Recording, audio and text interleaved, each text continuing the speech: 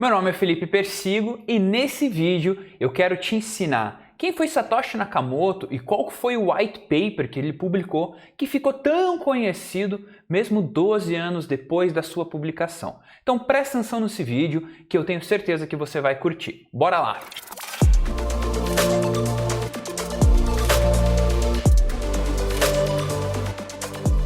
Antes da gente continuar para o vídeo, não deixe de deixar o seu like aqui no vídeo, se inscrever no canal e no final, se você tiver alguma dúvida, você pode deixar e eu vou ter o maior prazer em te responder. Mas agora vamos entender quem foi esse tal de Satoshi Nakamoto e o que é esse tal de white paper que ele publicou.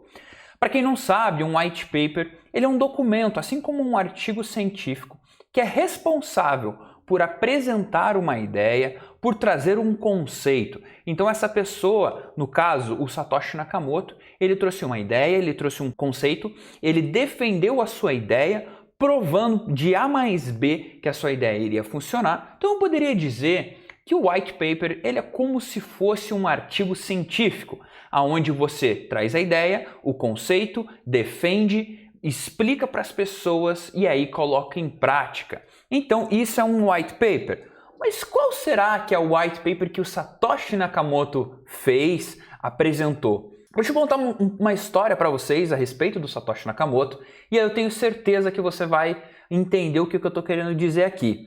Eu vou publicar depois a foto e partes desse white paper para você ir acompanhando qual é a ideia disso tudo. Mas Satoshi Nakamoto, em 2008, ele publicou o seu white paper quando estava acontecendo aquela crise financeira nos Estados Unidos, onde diversos bancos haviam pedido ajuda ao governo americano, onde outras empresas haviam pedido auxílio também ao governo americano, muito similar ao que tem acontecido hoje por conta do coronavírus. Mas então essas empresas pediram ajuda ao governo, bancos quebraram, que é o caso do Lehman Brothers, que era um dos maiores bancos dos Estados Unidos na época, muito tradicional.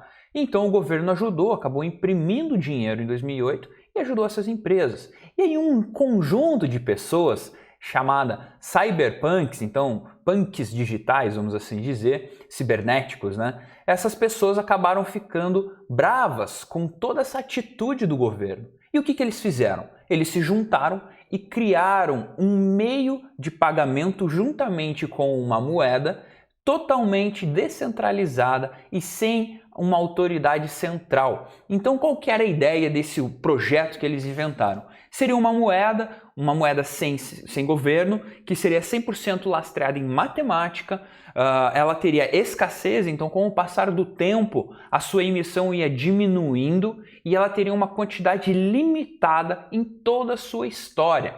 Sim, parece loucura nós pensarmos nisso. E até hoje em dia tem muitos economistas e muitas pessoas que não conseguem conceber essa ideia. Porque mesmo depois de 10, 11 anos que já existe essa moeda, ela ainda continua funcionando sem nenhum problema, nunca saiu fora do ar o seu sistema.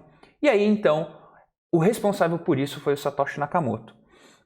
E quando eu digo que ela nunca saiu fora do ar, é porque a rede que sustenta ela, que permite que ela funcione, é a blockchain.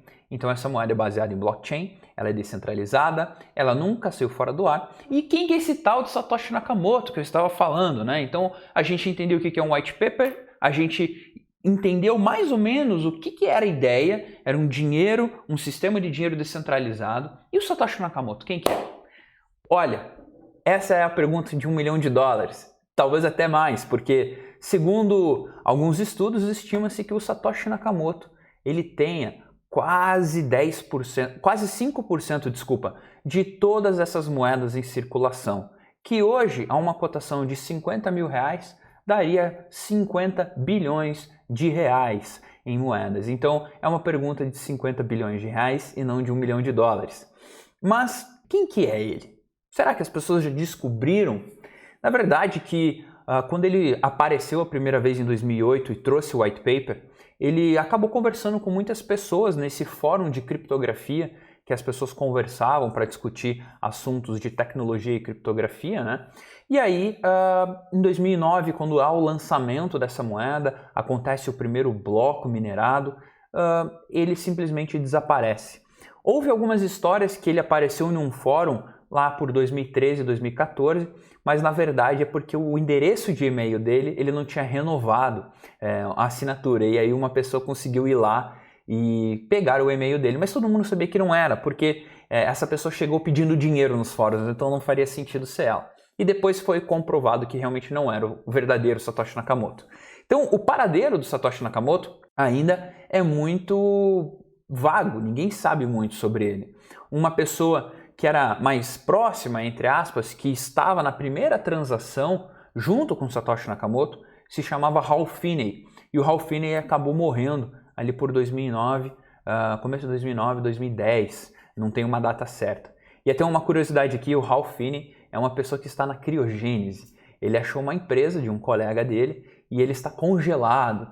E é bem coisa futurista mesmo, né? Coisa de idealizador do futuro, achando que talvez no futuro ele possa ser descongelado. Mas talvez você esteja se perguntando, Felipe, beleza, eu vi a foto do white paper que você comentou. Então quer dizer que essa moeda que você está falando, que surgiu lá em 2009 e até hoje existe, tem uma cotação de 50 mil reais, não tem governo, é descentralizado, funciona com matemática, baseado em blockchain. Você está falando do Bitcoin? Sim, eu estou falando do Bitcoin.